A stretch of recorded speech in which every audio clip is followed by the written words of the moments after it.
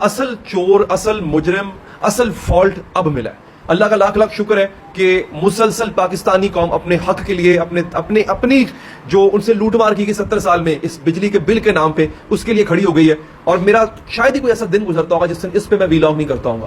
میں آپ کو روزانہ کی بنیاد پہ بتا رہا ہوتا ہوں، کیونکہ آج سے پہلے کبھی ہم نے اس پہ بات نہیں کی. ہمیں پتہ نہیں تھا کہ یہ کارروائی ہے، ہمیں پتہ نہیں تھا کہ یہ ہمیں لوٹ کیسے رہے ہیں. اب دماغ اس طرف آیا ہے تو صحافی کیا اور باقی سب کیا، سب نے شروع کر دیا ہے اس پہ کام، سب ہی اس پہ ریسرچ کر رہے ہیں. اور اب ایسی ایسی چیزیں سامنے آئی ہیں ناظرین، آپ کو بتا نہیں سکتا. ایسی ایسی عجیب و غریب چیزیں سامنے آ رہی ہیں. اصل جو مسئلہ ہے جہاں سے لوٹ مار کی جا رہی ہے وہ اب سامنے آیا. اچھا آپ کو پتا ہوگا، میں نے پہلے آپ کو بتایا تھا، ایک تو ہے نا جناب کہ آپ کے بلوں میں فضول قسم کے ٹیکسز لکھا جاتا ہے جناب، اضافی ٹیکس، مزید اضافی ٹیکس، ٹھیک ہے، پھر جناب فلاں ٹیکس فلاں ٹیکس فلاں ٹیکس، ٹی وی ٹیکس. یہ ہے ایک تو یہ ہے چوری. دوسری چوری میں نے آپ کو کیا بتائی تھی، مراد یافتہ طبقہ جو سالانہ 17 ارب روپے کا آپ کا اپنا ٹیکس کا پیسہ کھا جاتا ہے سالانہ. یہ مراد یافتہ طبقہ ہے. تو اب میں آپ کو بتاتا ہوں اصل چوری کہاں ہو رہی ہے. یہ بھی چوری ہے، یہ بھی چوری ہے. جیسے فار ایگزامپل پشاور جو ہے وہ 35% بجلی چوری کرتا ہے، پشاور کے مکین معذرت کے ساتھ. سکھر میں 32% ہوتی ہے، حیدرآباد میں 37% ہوتی ہے معذرت کے ساتھ. سب سے بڑی بجلی چوری جو ہے وہ حیدرآباد سکھر میں ہو رہی ہے، سندھ میں ہو رہی ہے، اس کے بعد پشاور میں ہو رہی ہے، پھر لاہور میں بھی ہوتی ہے. لیکن اصل چوری ہو کہاں رہی ہے، اصل مسئلہ ہے کیا، یہ میں آپ کو بتاتا ہوں. ناظرین ماہانہ بنیادوں پر آپ کے جو ڈسکوز ہیں، یہ ڈسکو کیا ہوتا ہے آپ نے لفظ بہت سنا ہوگا آج کل. اچھا مزے کی بات ہے، آج سے پہلے ہمیں پتہ بھی نہیں تھا کہ ہم بجلی کا بل دیتے کس کو ہے. ہمیں لگتا تھا کہ صرف واپڈا ہے، صرف ایک واپڈا ہے جس کو بل دیا جاتا ہے. نہیں، اب میں آپ کو بتاتا ہوں کہ اصل مجرم کون ہے ناظرین. اصل مجرم آپ کے ڈسکوز ہیں. ڈسکو کسے کہتے ہیں؟ جو ڈسٹریبیوشن کمپنیاں ہوتی ہیں، جیسے لیسکو ہے، فیسکو ہے، اسلام آباد کی ہے، اچھا ملتان کی میپکو ہے، اس طرح سے یہ جو ڈسٹریبیوشن کمپنیاں ہیں، اصل مجرم یہ ہے. بھلا کیسے دوستو؟ لائن لاسز 19% لائن لاسز ہوتے ہیں. لائن لاسز ہوتے ہیں، بجلی چوری ہوتی ہے، ٹرانسفارمرز خراب ہوتے ہیں، ٹرانسمیشن لائنوں کے مسئلے ہوتے ہیں. ان سب میں جو نقصان ہوتا ہے وہ 502 ارب کا یا 520 ارب کا نقصان ہوتا ہے. وہ نقصان یہ ڈسٹریبیوشن کمپنیاں آپ سے مجھ سے لیتی ہیں. سولر پاور میں جو لوگ کنورٹ کرتے ہیں اس پہ بھی میں آؤں گا. جو لوگ سولر انرجی پہ لگا رہے ہیں وہ بھی آپ بھول جائیں کہ اب وہ ان کو کوئی فائدہ ہوگا، اس پہ بھی میں آتا ہوں. اصل مجرم یہ ہے. اب ان کو جو نقصان ہو رہا ہے اس نقصان کو کم کرنے کے لیے کچھ نہیں کر رہی کمپنیز. یہ کر کیا رہی ہیں؟ یہ آپ سے مجھ سے پیسے لے رہی ہیں. اس کے 500 ارب کا نقصان ان کو ہوا، ہمارے بجلی کے بل میں ڈال دیں گے اور ہم سے پیسے لیں گے. دوستو آپ کو پتا ہے یہ میری بات ہو رہی تھی کچھ اکانومسٹ سے. آج میں نے شو کیا، میں یہ ویڈیو کیوں کر رہا ہوں، میں نے آج ہمارے ملک کے 3 بڑے اکانومسٹ ماہر معیشت کو اپنے شو میں بلایا ہوا تھا.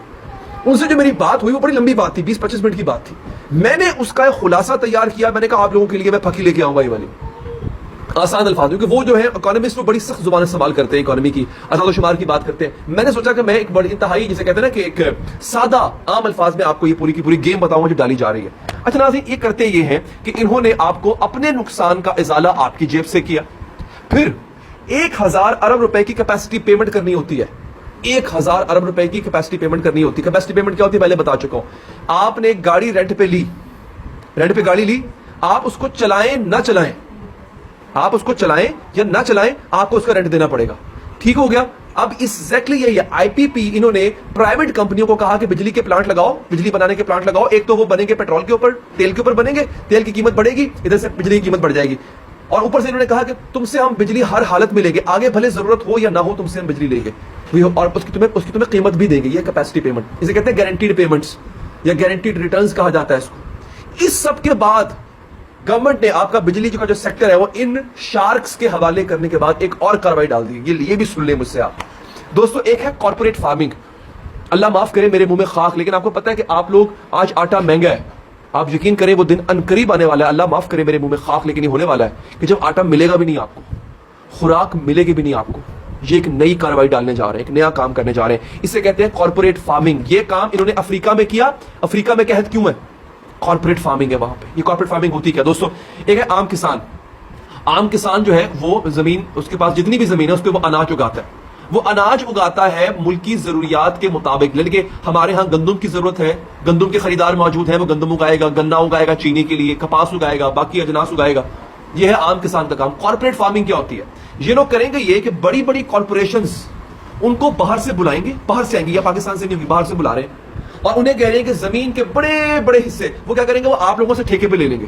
آپ لوگ خوش ہوں گے یار بڑا اچھی بات ہے, ہمیں تو محنت نہیں کرنی پڑے گی, ہم سے جو ہے وہ بڑی بڑی کارپوریشنز نے ہم سے زمین ٹھیکے پہ لے لی, وہ ٹھیکے پہ لے لیں گے آپ سے, اور بڑا معمولی ٹھیکہ ہوگا, یہ نہیں کہ بہت بڑے ٹھیکے, نہیں, بڑے معمولی سے ٹھیکے ہوں گے, لے لیے انہوں نے. لینے کے بعد دوستو وہ اس پہ کریں گے, اب یہ باہر کی ہوں گی ساری فرمز, کارپوریٹ فارمنگ, وہ اس پہ بڑے پیمانے پہ اجناس اگائیں گے.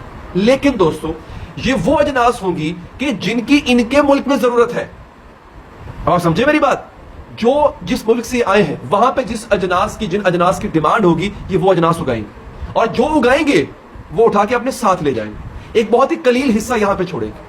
تو اگلا جو کام, اب یہ زراعت کو ترقی دینے والی بات جو انہوں نے کی ہے نہیں, اب اگلا کام کیا ہے, آپ کو کھانے کے لیے روٹی نہیں ملے گی. یہ ایک نئی کارروائیاں نازنین جو ڈالنے جا رہے ہیں. تو یہ اس وقت میں نے جو ان اکانومسٹ سے بات کی تھی ان سب نے مجھے یہی ایک ہی بات کی, انہوں نے کہا کہ آگے ان کو صرف بربادی نظر آ رہی ہے. ریفارمز ہیں وہ کم سے کم 6 مہینے لگیں گے اس کو کرنے کو, اگر یہ تیار نہیں ہے وہ کام کرنے کو. 2 کام کرنے ہیں, اس کا حل ہے. ایک یہ تمام کی تمام اشرافیہ کی منات ختم کرو, تمام. دوسری کیا, ان ڈسٹریبیوشن کمپنیز کو فوری طور پہ یا تو قومیال ہو یا پرائیویٹائز کر دو پراپر. ابھی یہ آدھا تیتر آدھا بٹیر ہے, یا انہیں قومیال لیا جائے یا پرائیویٹائز کر لیا جائے, اس کے علاوہ کوئی حل نہیں ہے. ان کے لاسز کو کم سے کم کیا جائے, ان کی جو ڈنڈیاں ہیں, جو تھفٹ ہے, جو چوری ہوتی ہے بجلی, اسے ختم کیا جائے. صرف یہ حل ہے, اور کوئی حل نہیں ہے. اپنا خیال رکھیے, اللہ کے پاس.